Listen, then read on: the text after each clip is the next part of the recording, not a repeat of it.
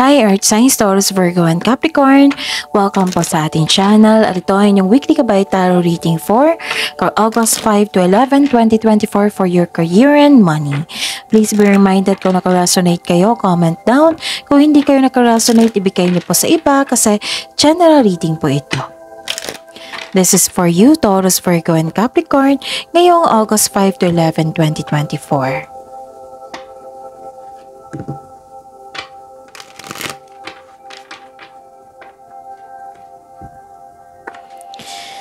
Maraming salamat po sa inyo patuloy na suporta at maraming salamat po sa mga hindi nag-skip ng ads. Gamitin ang reading na ito bilang gabay lamang. Sa mga hindi pa nag-subscribe, subscribe na po kayo at click bell notification para malaman nyo na may bago tayong video.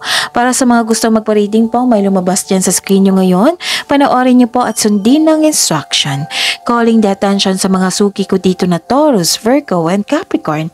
Open na po ang inyong monthly Kabay Tarot reading for August 2024. Pwedeng nakafocus sa career and money, pwedeng general reading ng may kasamang love reading. Maraming salamat po.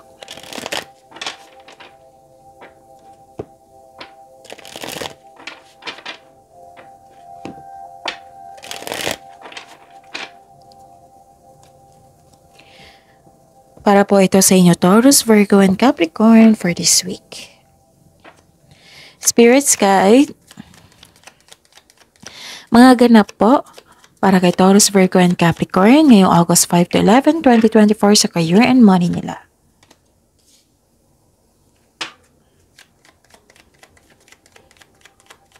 Mahina lang yung boses ko ngayon ha, parang mabagal ako ngayon kasi parang napapaos na ako. Oo, kailangan ko mag-save ng energy at boses para may reading tayo bukas.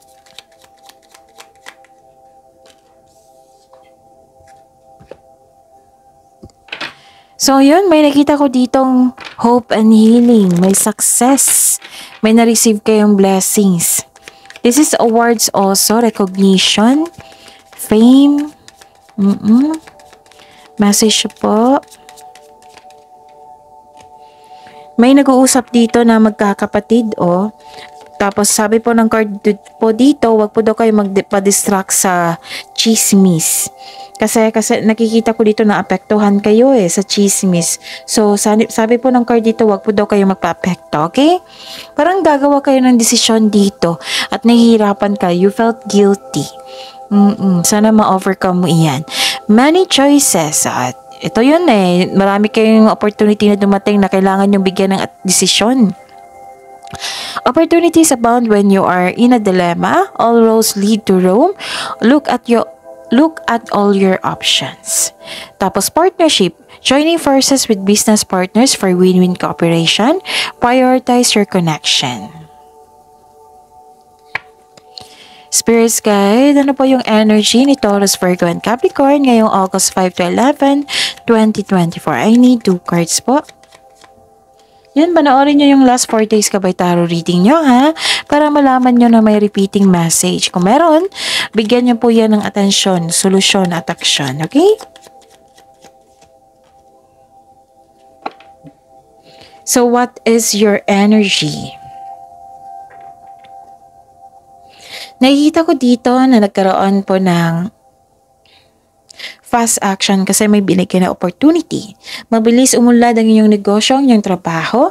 Ang pagsunod sa inyong intuition sa negosyo at sa inyong trabaho ay humahantong sa pagtaas ng kita o magbibigay ito magdadala ito patungo sa tagumpay. Ilan sa inyong may darating na bagong proyekto po na you are very excited po na gawin ito. Magpapasigla po ito sa inyo. Okay? And ano pa? Nakita ko rin dito na yun ha, wag kayong kasi paulit-ulit lang dito wag kayong mapapekto sa isang tao na masakit kung magsalita or chismis. Yun po.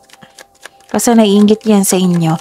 Spirits guide, possible blessings po na ma-receive ni Taurus, Virgo, and Capricorn ngayong August 5 to 11, 2024. Clarification po.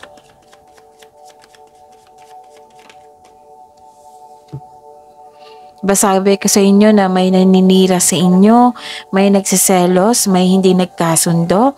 Pero don't worry ha, kasi ang blessings po is, financial security is yours. So, relax and enjoy mo yung achievement mo ngayon. Take a break kung ikaw ay nagtatrabaho. Para sa pagbalik mo, recharge ka na. Work can wait. You'll still be abundant after a well-deserved vacation. Okay? So, ang ganda ng blessings po.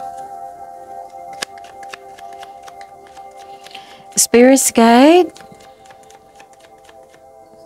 Challenges na ma-overcome po ni Taurus, Virgo, and Capricorn ngayong August 5 to 11, 2024. So this is overcome ha, ma-overcome yun na challenge.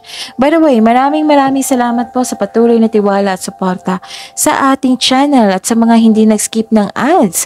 Maraming salamat po. May lumabas dyan sa screen nyo ngayon, panoorin nyo po at sundin ang instruction, okay? May natanggap kayong opportunity pero hindi mo tinanggap dahil sa meron kang dahilan.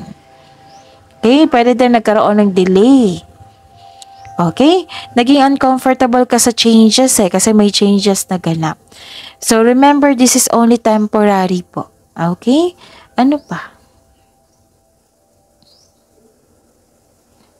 Nakita ko rin dito na may naalala kayo sa nakaraan.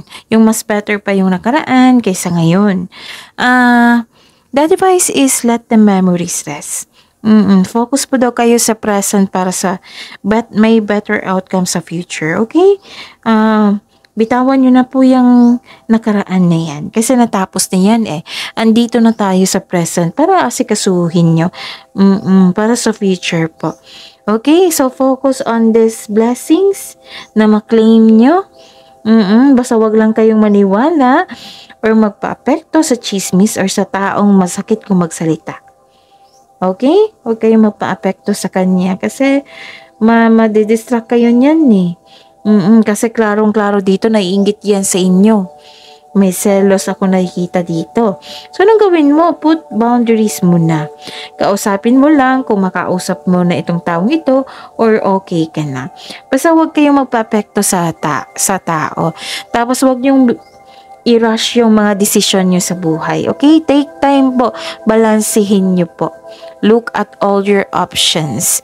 And kung may nakipag-teammate sa inyo, then i-prioritize mo daw yung mga advice din. At most of all, magtiwala po kayo sa inyong sarili. Listen to your intuition and have faith sa universe. Okay? So that's it. See you tomorrow, Taurus, Virgo, and Capricorn. Please like, subscribe, and click the button for notification para updated po kayo sa daily tarot reading natin. Maraming salamat po.